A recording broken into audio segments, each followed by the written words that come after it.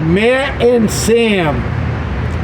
We are here in Harrisburg, Pennsylvania. We're out on the streets homeless.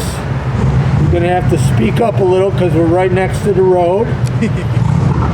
Tell me about homelessness. All right, starting off, I became homeless in 2013. I aged out of foster care, and they pretty much just gave me the boot. I was living in Texas, and pretty much I was staying in the woods on a abandoned couch with a trunk full of my stuff, and I enrolled myself in a high school in Cleveland, Texas. I was going through my senior year, and they called a homeless youth program out in Montgomery, Texas. So you were going to school while you're living in the woods? Yes. Oh my gosh, that's rough. Yes. My family's never really been there for me. They've pretty much just, I was a black sheep. Right. They took me to Montgomery County. I started staying in a program called Angel Reach, which I give pride for Angel Reach. They're for homeless youth. They really helped me out a lot. They got me my license. They were helping me with my GED because I dropped out of high school. They've done a lot. I kind of got into a lot of trouble. I got on drugs, so I got kicked out of there, and was on the streets in Conroe, Texas, and just living my life pretty much the way I wanted to.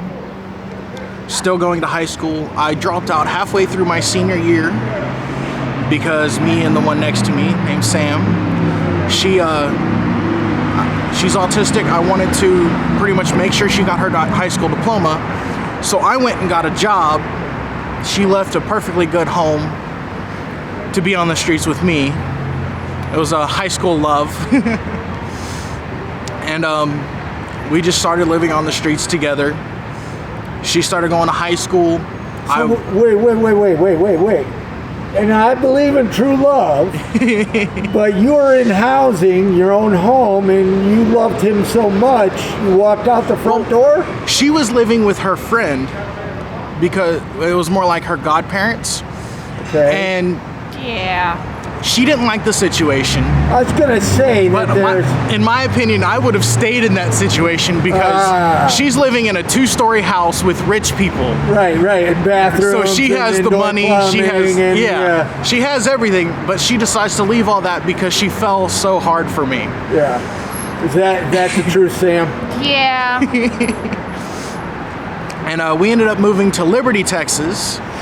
We stayed there for about 5 months, and then we left there and went to Baytown, Texas, stayed there for a night, and then took a bus we got a hold of a police officer, and they put us on a bus to Pasadena. Pasadena, California? No, Texas. Pasadena, Texas. Okay. Big difference. Oh, yeah, there is. Pasadena, Texas. And we started living with my half-brother's dad. And my half-brother's dad decided to say, one of us has to get a job, whereas the other can go to school. Yeah. So I put her in school, and I went and got a job. Well, good. We stayed with him for 4 months, and he started getting abusive towards me, and she didn't like that, so she wanted to leave. Right. So my half-brother's dad's girlfriend at the time, gives us a ride back to Conroe, and we start staying in Salvation Army there. She's going to school. I tried to get re-enrolled, but they wouldn't let me because I missed so much. Yeah. I missed about 5 months worth of school, so they wouldn't let me. How old are you guys now? I'm 25, she's 24. Okay. Yep. Then we went from her going to high school, getting her diploma, and her mom and her stepdad gave us a ride for me to be able to be at her graduation. Then we came back to Conroe, and we were just stuck on the streets. My mom preferred drugs and my abusive ex-stepfather over her family. Her kids. I'm sorry. It's fine. Yeah, He, when I was younger, he whooped my butt so bad I couldn't sit for 3 days, and my mom just stood there, did nothing. And he has also partially sexually abused me. So I dealt with it since I was a kid. My mom sold me to her best friend when I was 4, so Oh my gosh. I'm used to it. I really am. Oh my gosh. Yeah, Yep. but you shouldn't have to be used to that.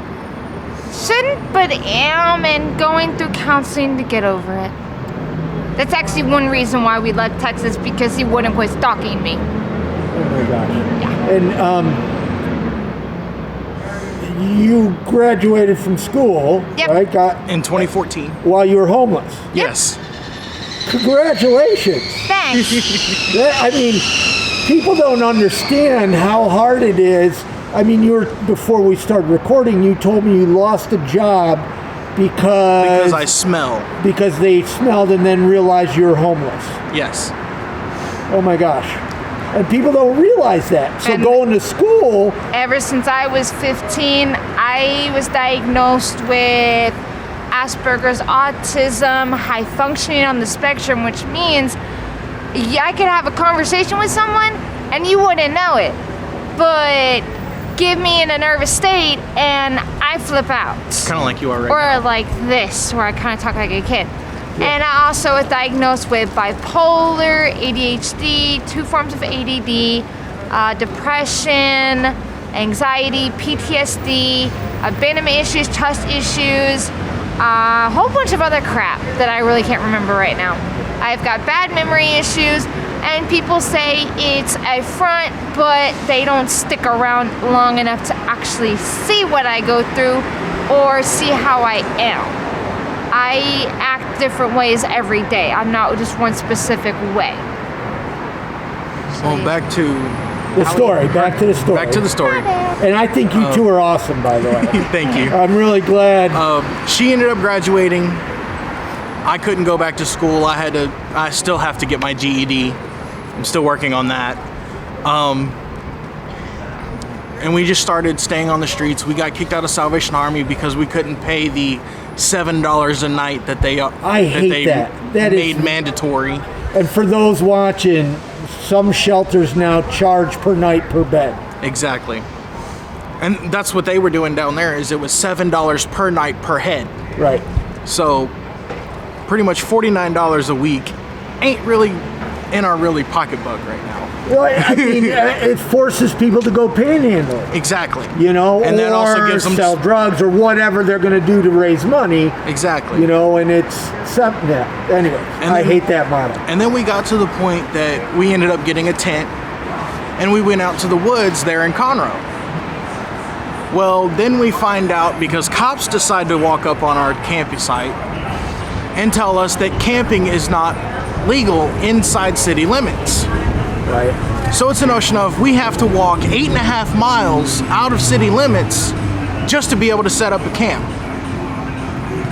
And then we have to do that same 8.5 miles just to come into town to have a homeless food. Or they're going to ticket you for a ticket that you can't pay. Exactly, and it's a $500 fine. Oh my gosh. And this is in Texas. Yes. Texas is horrible for criminalization. Yes, it is. Yep. So we pretty much did the homeless thing in Texas for the next 5.5 years. And then we decided, okay, we're tired of dealing with cops. You say that so nonchalant. We got to go 8 miles to our tent or we get a ticket. And we did that for 5 years. Yes. No, it was hell. It was hell. 5 years and 3 kids. 3 kids worth, yes. Our first child, we had, I was locked up through the whole pregnancy. Her mom got an apartment. She started staying with her mom. 3 days after I got out of jail, or 3 days before I got out of jail, is the day she had went into labor. Okay, so you guys have had 3 kids together. Yep. Yes. Since this all started. Yes. Yep. The first 2 And I were... take it, obviously the kids aren't with you. No, they're No. not. The first 2 were adopted in Texas by a family in Texas. And then our most recent one, which was the 3rd one, she is in Fairbanks, Alaska. Okay. And to a very good family, we get pictures constantly. Okay. We talk to them on Facebook, everything. Okay. They're really good people. I'm not going to disclose their names because that's please just don't. personal. But they are very good people, and they've actually became very close friends of ours. Okay. Now, you went to jail. I went to jail. Minor offense? It was supposed to be a minor offense, and then I signed for the minor offense, did my time. Then I got transferred to a different county for something I didn't do. And at the end of, after 18 months of sitting there waiting on this case, they dismissed it and pretty much said, have a good life, you have 18 months bad time. Well, and it doesn't matter what you did your time, and now you have a record, so getting a job is going to be nearly impossible. Well, the part that I did 18 months is not on my record because it was dismissed. Got it. But then... Yeah, but you got homeless against you, you got... everything. And now you got COVID, where it's... even harder to get a job. Which I think is a government sham.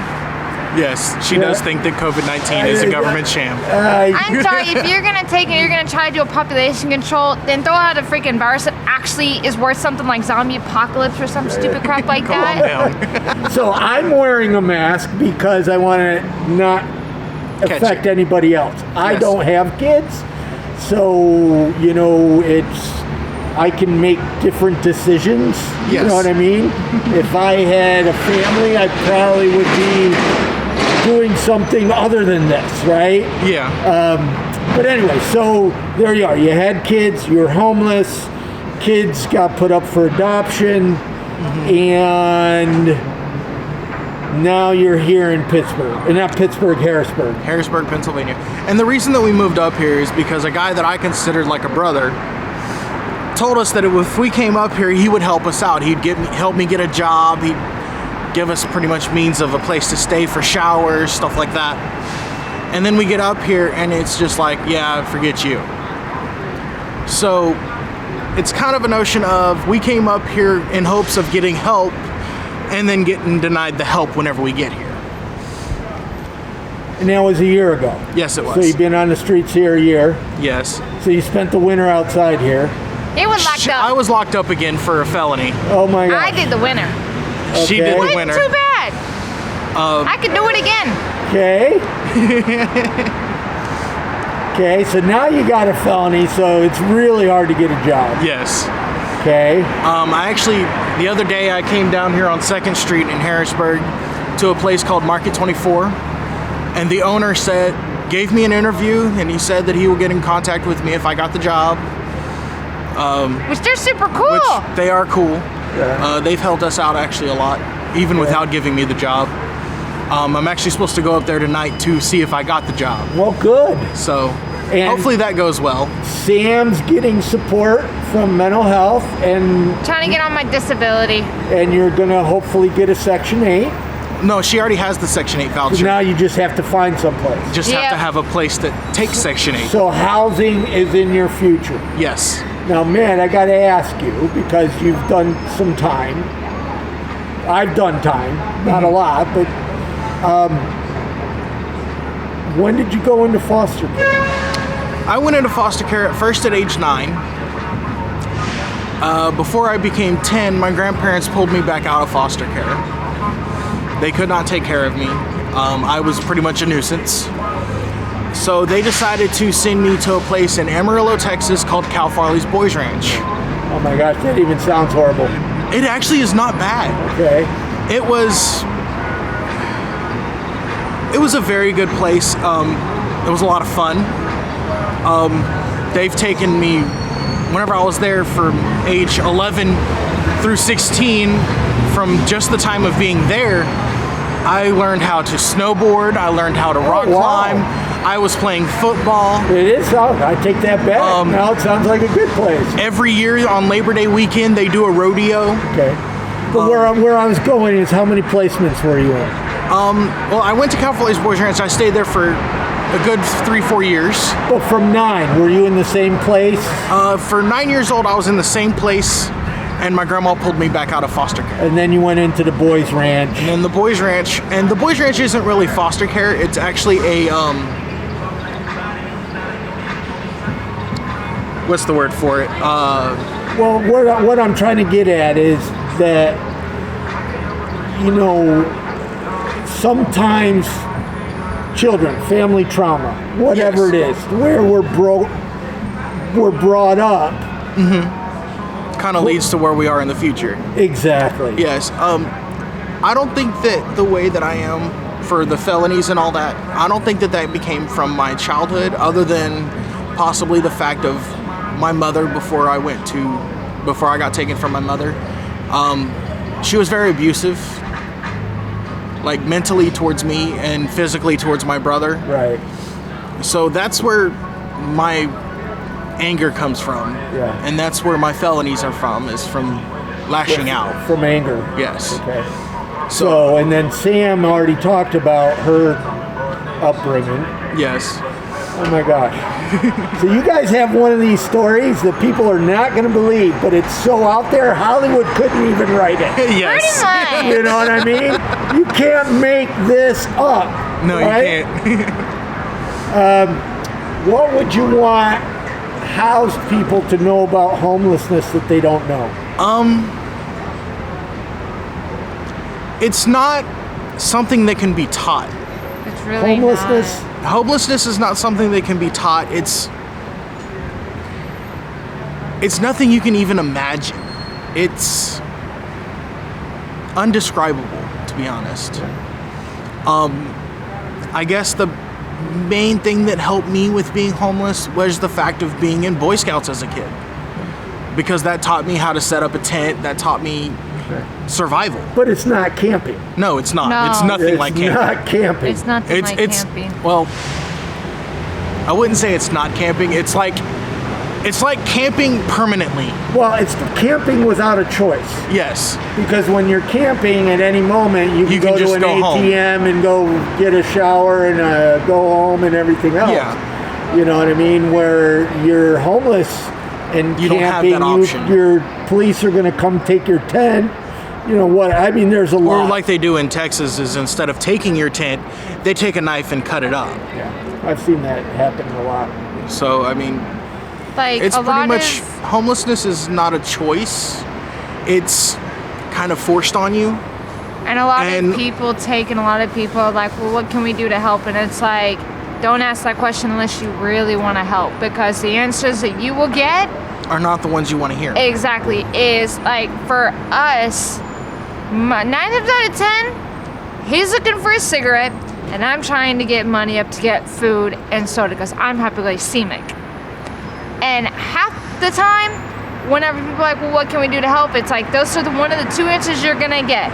Is Either money food or for cigarettes. or money for food, or an actual like fast food dinner or something. Because Or even, or for instance, picking us up and taking us to get a shower. yeah, that actually helps too. It helps, but Like, I get that people don't have a lot of money to spend, but if you think that you're gonna ask a homeless person for help, the biggest thing that they could use is a shower, possibly their clothes cleaned, because they probably don't have any clean clothes.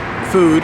Food, cigarettes is a major, and if you really think you got the money, a night or two in a hotel. That's like the biggest thing that we'll always ask for. Yeah. Unless we just really don't like asking because we always get told no. Other than that, it would help not to get that, ew, you're disgusting, all because of the fact that we don't look all nice like y'all do.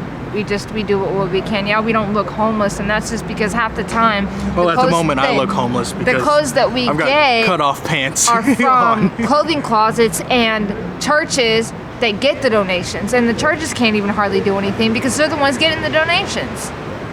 So it's like, I didn't think you guys would, if it wasn't for your bags, I wouldn't know. I mean, gosh,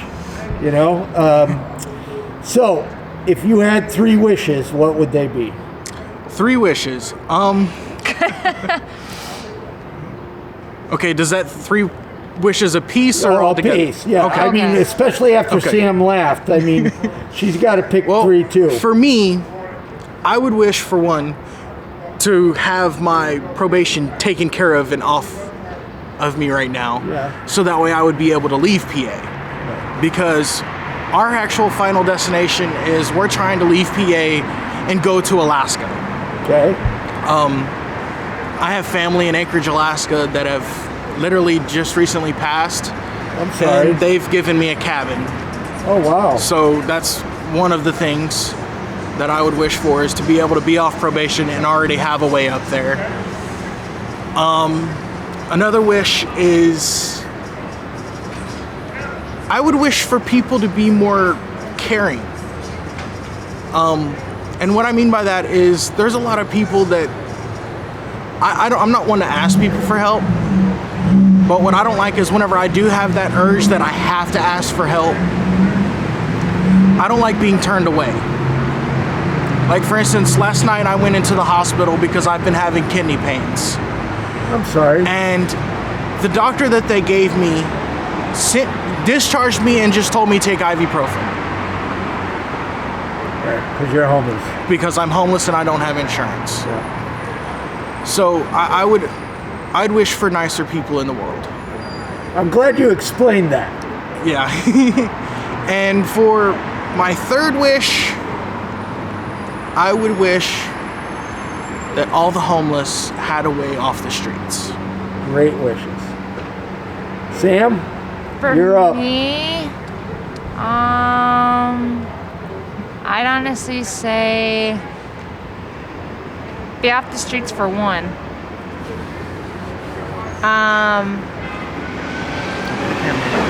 I'm thinking. Be off the streets. The homeless problem was actually noticed bigger than what it is now by not just churches and stuff and people that possibly have friends that aren't homeless, but it ends up being noticed by like the governor or the mayor or even the freaking president with them stupid butts. I'm sorry, I don't like Trump and I don't like Biden. You may be a woman, but that baby's still in you. Get over it. You decide to spread your legs. I hate abortion. I'm wearing a mask, so you can't see me smiling, Sam, but I am smiling. I'm sorry. You decided to lay down and have fun. You can have that kid, either that or give it up for adoption. Don't kill it. Yeah. I hate abortion. Okay. Yeah, and third wish? My third wish, I'd have to say, in a weird, messed up way, I want a post-apocalypse to happen. I don't care how, I just want it. Why? We need to go back to the Stone Age. That was better. We didn't have all this stupid bullcrap in politics. Oh, so you just want to draw on walls and go hunt dinosaurs? Pretty much. Yeah? It's fun. It's fun. Well, what she means by post-apocalypse is more like, for instance, a zombie apocalypse. No, I get. Anything I like bet that. you guys. I think you guys connect with each other very well. Oh, yeah. You've lived in tents for many, many years, and I bet you have some pretty interesting conversations in that tent at night. Oh, yeah. I mean, I've had about 20 ideas about taking like a hotel like the Hilton and turning it into a shelter for the homeless. They each have their own rooms and stuff. Yeah. Like, I got some pretty cool ideas. That is a great idea, Sam. Now we just got to get the politicians to push it through. Yeah, Exactly. to get up their lazy butts and actually come down and ask people. Yep. One of her things that she wants to do whenever we do get off the streets and on our feet and everything is she wants to buy a building kind of like the size of a Hilton hotel, make it into a shelter, have an extended building beside it for a homeless clinic that won't turn people away. Yeah.